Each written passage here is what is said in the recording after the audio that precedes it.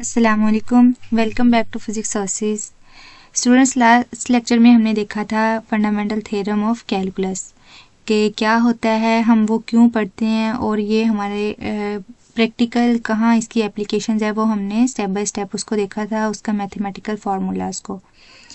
अब हम देखेंगे उसी की ही application fundamental theorem for gradient कि हमारे पास ग्रेडियंट अगर है तो उसमें किस तरह हमारे पास ये थ्योरम होगा। तो पहले तो ये टॉपिक थोड़ा कॉम्प्लिकेटेड लगता है, लेकिन आपने टेंशन नहीं लेनी, हम इसको बहुत ही सिंपल और इजी स्टेप बाय स्टेप इसको समझेंगे।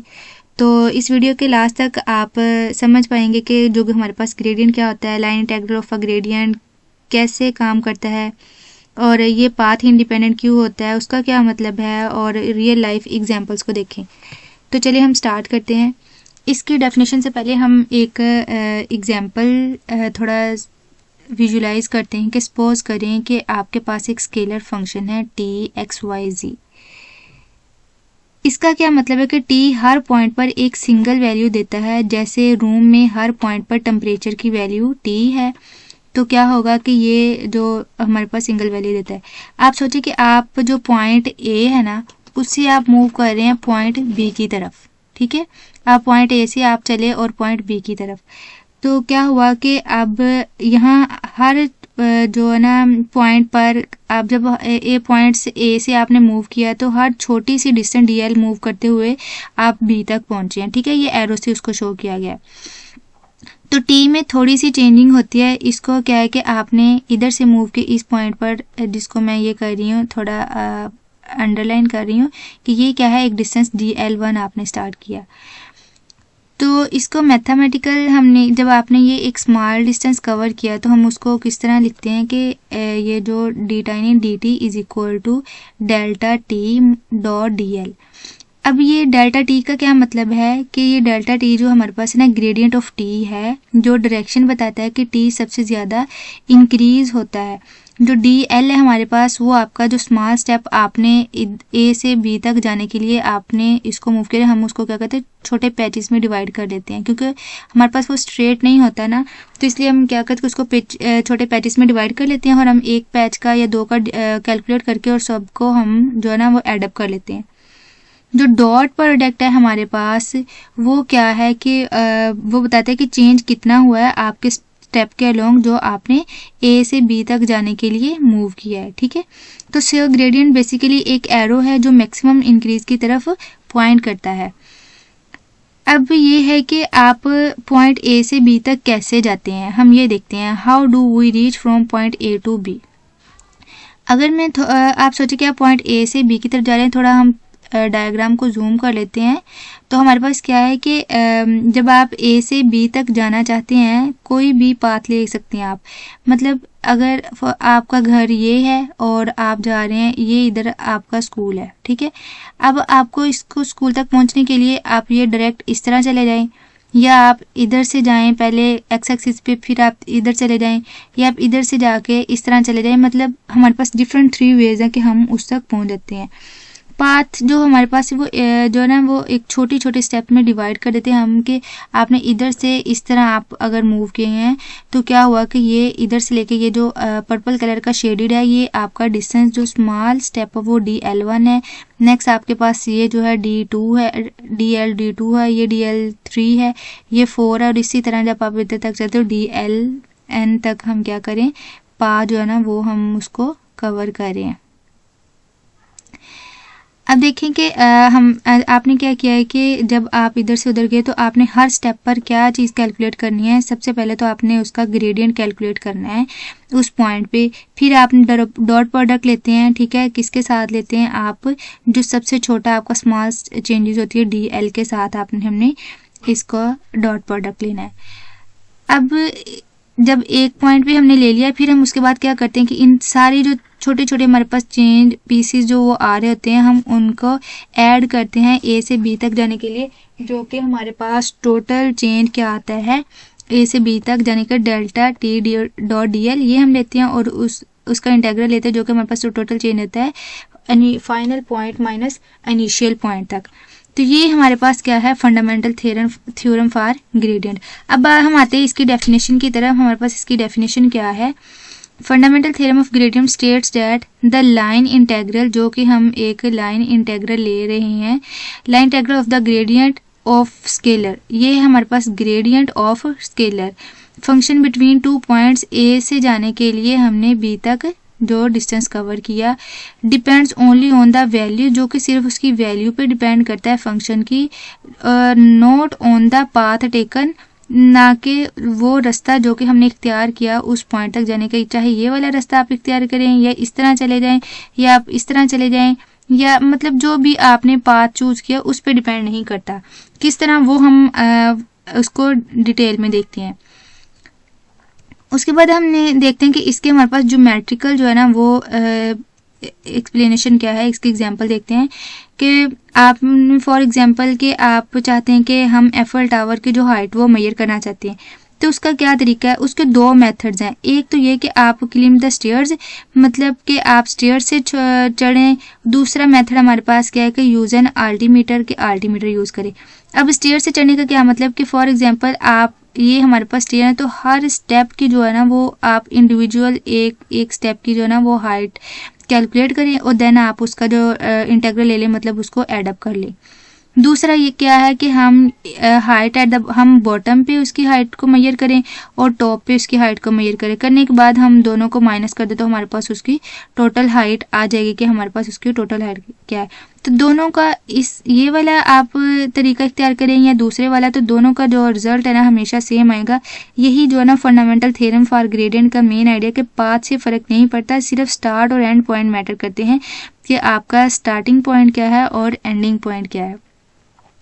अब पाथ इंडिपेंडेंट नॉर्मली जो हमारे पास इंटेग्रल होते हैं ना वो हमारे पास क्या होते हैं कि वो इस शेप के होते हैं, ठीक है, delta t dot d L, ठीक है। मतलब एक पॉइंट पाथ पर डिपेंड करते हैं नहीं करते, बल्कि वो क्या करते हैं एंड पॉइंट पर डिपेंड करते हैं। इसलिए ये क्या हमारे पास पाथ ही डिपेंडेंट है, चाहे स्ट्रेट लाइन हो, ठीक है, चाहे वो आप कर्व की फॉर्म में जा रहे हो या जिगजैग की फॉर्म में जा रहे हैं, या आपने कर्व जो है वो उसको किया है, आंसर हमेशा आपका सेम होगा।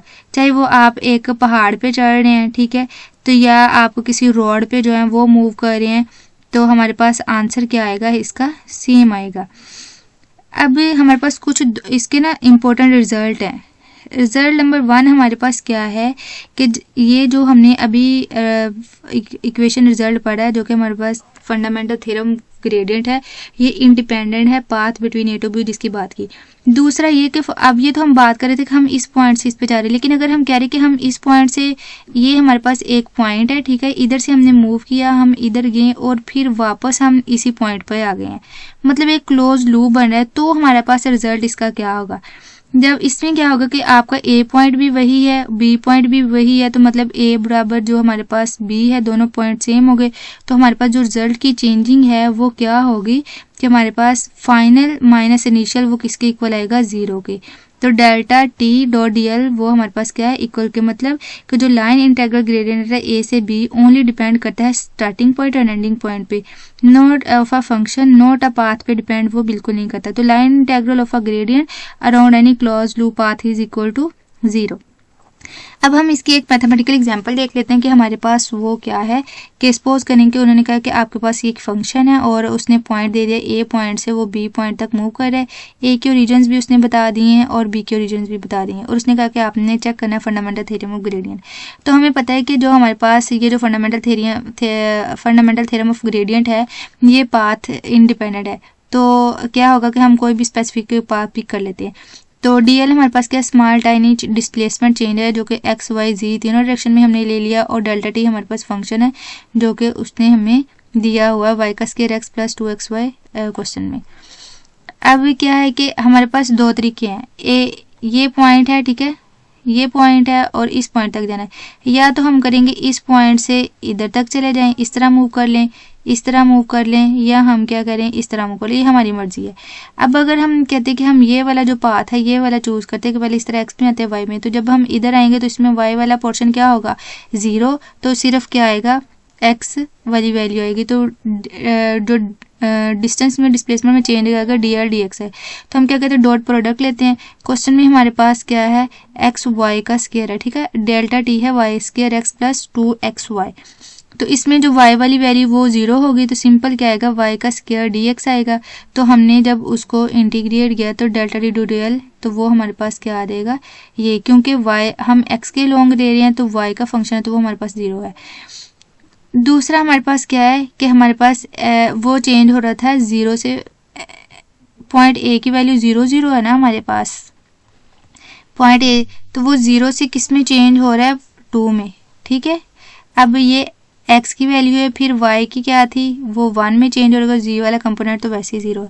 तो अब जब हम बात कर रहे हैं कि वो जब x इज इक्वल टू क्या होगा, 2 के इक्वल होगा, तब हमारे पास क्या वैल्यू आएंगी, dl हमें पता है कि y वाला आएगा क्योंकि वो उधर ऊपर मूव कर रहा है, तो y वाली वैल्यू सारी आएंगी। तो delta t dot d L 2xy dy, और x की वैल्यू हमें दी हुई है वो क्या है, 2 है, तो वो क्या आ जाएगा 4y dy। अब इसको इंटीग्रेट करेंगे 4y को, तो क्या आ जाएगा हमारे पास 4 बाई आ जाएगा, और क्या आ जाएगा y का स्क्वायर, इंटीग्रेट कर रहे हैं ना हम y को विद रिस्पेक्ट टू dy, तो वो क्या आ जाएगा 2 आ जाएगा, y का स्क्वायर बाय 2। ठीक है, क्योंकि हमें पता है कि एक रूल है, जब इंटीग्रेट करते हैं तो पावर रूल लगाते हैं, उसमें क्या ऐड करते हैं, नीचे डिवाइड करते हैं। तो ये हमारे पास क्या है 4 है, तो 2 से कैंसिल हो जाएगा, तो क्या आ जाएगा 2y का स्क्वायर। लिमिट पुट करेंगे तो आंसर हमारे पास क्या आ जाएगा 2। ठीक है, अब थर्ड है कि जब हमारे पास हाफ है, y की वैल्यू 1/2, मतलब वो इधर से लेके इस तरह उससे मूव कर लिया, तो x की वैल्यू क्या आ जाएगी, हाफ। ठीक है, तो वो y इज इक्वल क्या आ जाएगा 1/2x, तो हम इसी का dy लेंगे तो वो हमारे पास dy 1/2 dx आ जाएगा।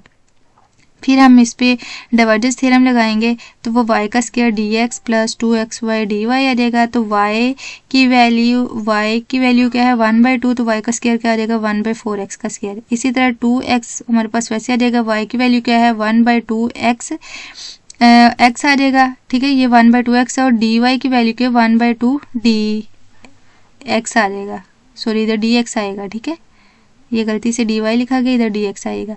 तो 1/4x स्क्वायर प्लस 2 से कैंसिल हो गया, एक x ये है, एक x ये है, तो क्या आ गया x का स्क्वायर एक, तो ये हमारे पास dx है, तो वो 1/2 dx आ जाएगा। अब हम इसको क्या करेंगे, इंटीग्रेट करेंगे इसको। सबसे पहले हम इसका दोनों वैल्यू सेम है तो एलसीएम लेते हैं, तो क्या आ जाएगा एलसीएम 4 आ जाएगा, और ये हमारे पास क्या है 4x का स्क्वायर ही आ जाएगा। ठीक है, प्लस क्या आएगा, इसके नीचे जो 2 है तो 2 2 जा 4, तो वो हमारे पास क्या आएगा 2x का स्क्वायर। अब ये 2x का स्क्वायर प्लस x का स्क्वायर क्या हो गया 3x का स्क्वायर, और ये 3x का स्क्वायर, और नीचे क्या हमारे पास 4 और dx आ जाएगा। और 3/4 हमें पता कांस्टेंट है तो वो इंटीग्रल से बाहर आ जाएंगे, सिर्फ x का स्क्वायर इंटीग्रेट करेंगे, तो x का स्क्वायर को इंटीग्रेट करेंगे तो क्या आ जाएगा x की 3/3, और ये हमारे पास इसकी लिमिट है 0 से 2, जो कि हमें पता है कि इसकी लिमिट हमें दी हुई है।